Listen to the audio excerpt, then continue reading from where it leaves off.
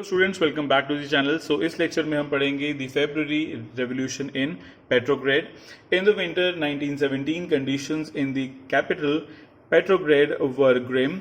The layout of the city seemed to emphasize the divisions among its people. The workers' quarter and factories were located on the right bank of the river Neva. On the left bank were the fashionable areas and the Winter Palace and official buildings, including the palace where the Duma met. In February 1917, food shortages were deeply felt in the workers' quarters. The winters were very cold.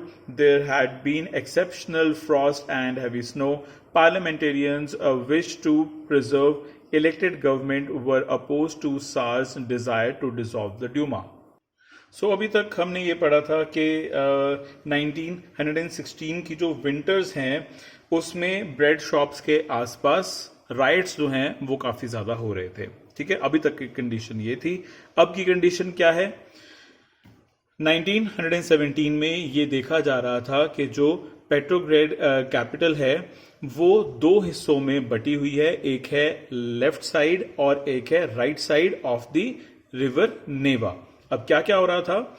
जो workers के quarters हैं, यानी कि जो उनके घर हैं, and जो फैक्ट्रीज हैं वो है रिवर नेवा के राइट बैंक में। ठीक है, एंड जितनी भी ऑफिशियल बिल्डिंग्स हैं, विंटर पैलेस है, ड्यूमा है, वो सारे के सारे हैं रिवर नेवा के लेफ्ट बैंक में। ओके, सो 1917 फरवरी में क्या क्या हो रहा था? वर्कर्स के जो क्वार्टर्स हैं उनमें फूड शॉर्टेज बहुत ज्यादा हो रही थी, यानी कि जो राइट हैंड साइड है वहां पे जो फूड शॉर्टेज है वो बहुत ज्यादा हो रही थी। उस बार की जो उस टाइम की विंटर्स थी वो काफी ज्यादा कोल्ड थी। जो फ्रॉस्ट है वो एक्सेप्शनल थी। मोस्टली इतना फ्रॉस्ट रशिया में नहीं होता था, लेकिन इस साल ज्यादा हुआ, स्नो भी ज्यादा हुई, और ऐसे में जो एमपीज थे वहां के वो विश कर रहे थे कि जो इलेक्टेड गवर्नमेंट है उसी को प्रिजर्व कर दिया जाए, और वो अपोज कर रहे थे उस सार की बात को, जो कि सार ये कह रहा था कि इस साल की जो ड्यूमा है उसको डिसॉल्व कर दिया जाए। सो पार्लियामेंट जो है जो पार्लियामेंटेरियंस हैं वो चाहते थे कि जो इलेक्टेड गवर्नमेंट है उसी को प्रिजर्व किया जाए, एंड सार की जो डिजायर है कि जो ड्यूमा है उसको डिसॉल्व करना है, पार्लियामेंटेरियंस उसके ऑपोजिशन में थे। On 22nd February, a lockout took place at a factory on the right bank. The next day, workers in 50 factories called a strike in sympathy. In many factories, women led the way to strikes. This came to be called the International Women's Day. सो यहां पे आपको बताया है कि Russia में 22 फरवरी की date को right bank में एक फैक्ट्री थी। ठीक है, और उस फैक्ट्री को लॉकआउट कर दिया गया।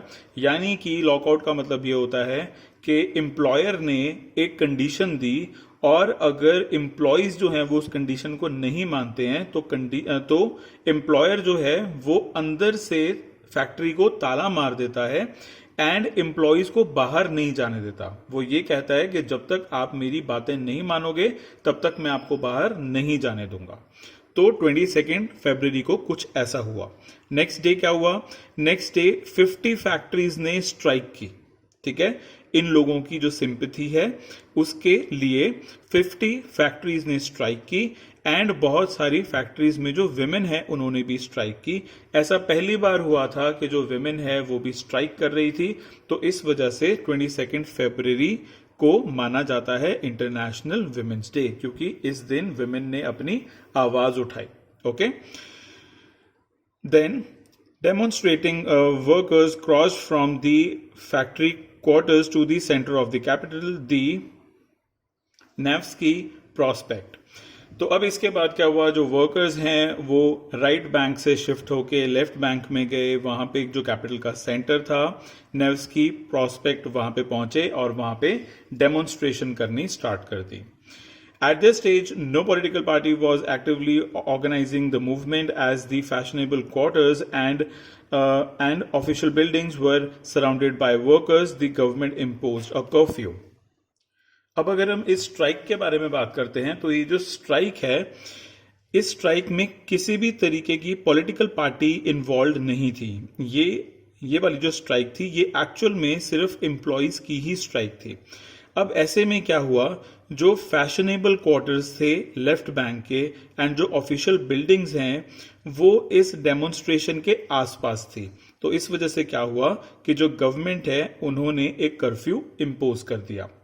Demonstrators dispersed by the evening, but they came back on the 24th and 25th.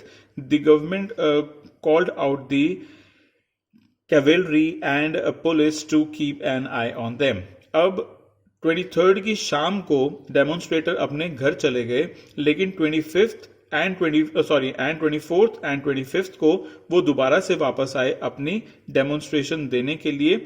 And जो गवर्नमेंट है उसने अपनी कैवेलरी यानी कि वो सोल्जर्स जो के हॉर्स के ऊपर आर्मर्ड होते हैं, ठीक है, यानी कि वो सोल्जर्स जो के हॉर्स पे बैठे होते हैं एंड उनके पास बंदूकें होती हैं। And police to keep an eye on them, and जो पुलिस है उनको भी कॉल किया गया कि आप इन पे निगरानी रखो कि कहीं ये जो डेमोन्स्ट्रेशन है ये वायलेंट ना हो जाए।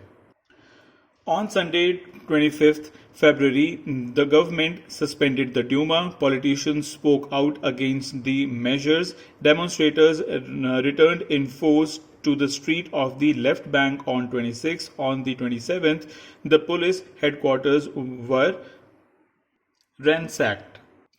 तो संडे 25 फरवरी को क्या हुआ कि जो गवर्नमेंट है उसने ड्यूमा को सस्पेंड कर दिया, यानी कि जो सार है उसने ड्यूमा को सस्पेंड कर दिया।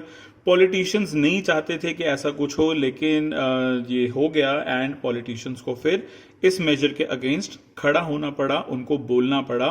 डेमोन्स्ट्रेटर्स जो हैं वो अब दोबारा से 26 को लेफ्ट बैंक में आ गए थे एंड 27 को इन्होंने क्या किया कि जो पुलिस हेडक्वार्टर्स है उसको रैंसैक कर दिया, यानी कि जो पुलिस हेडक्वार्टर्स हैं उनको डैमेज भी पहुंचाया एंड हेडक्वार्टर्स से लूट वगैरह भी की। The street thronged with people raising slogan about the bread, wages, better hours and democracy.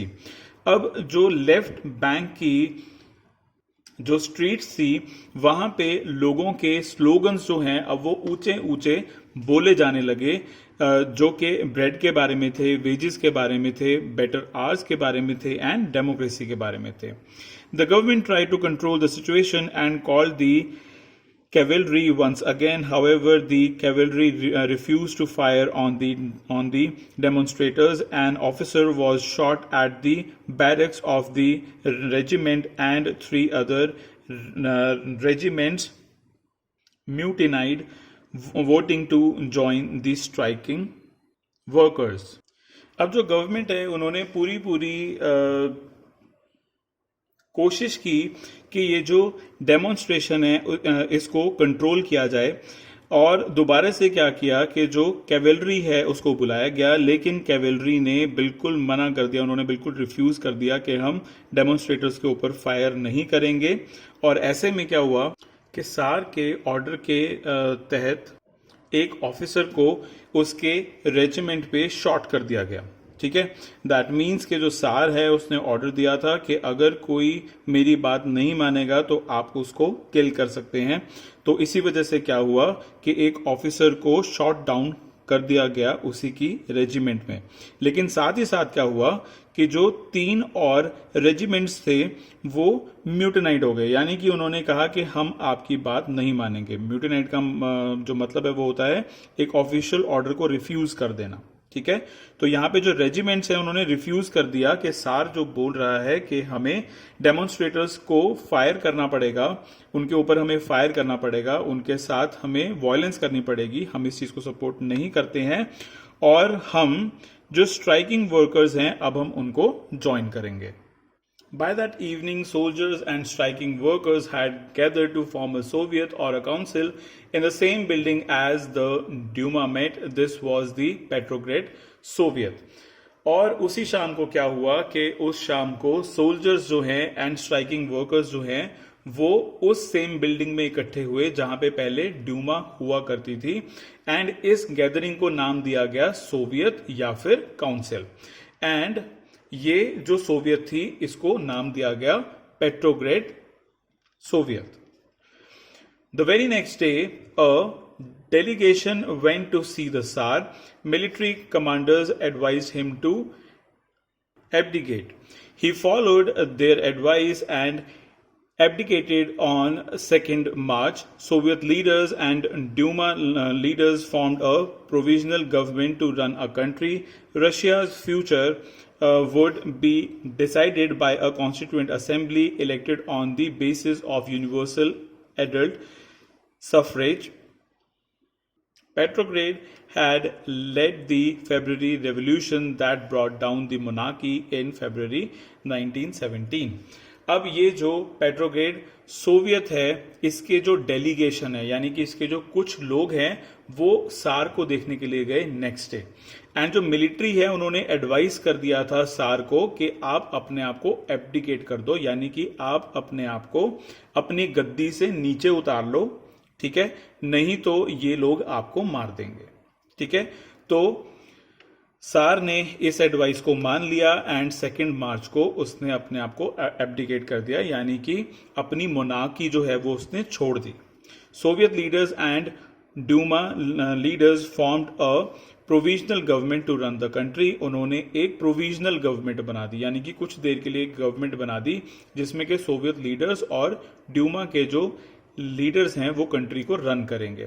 अब रशिया का जो फ्यूचर था वो डिसाइड करता वहां का कॉन्स्टिट्यूएंट असेंबली, एंड वहां की जो कॉन्स्टिट्यूएंट असेंबली थी वो इस बेसिस पे इलेक्ट होनी थी कि वहां पे यूनिवर्सल एडल्ट सफरेज जो है वो अप्लाई होगी, यानी कि हर वो बंदा जो कि एडल्ट होगा उसके पास 1 वोट 1 वैल्यू की पावर होगी।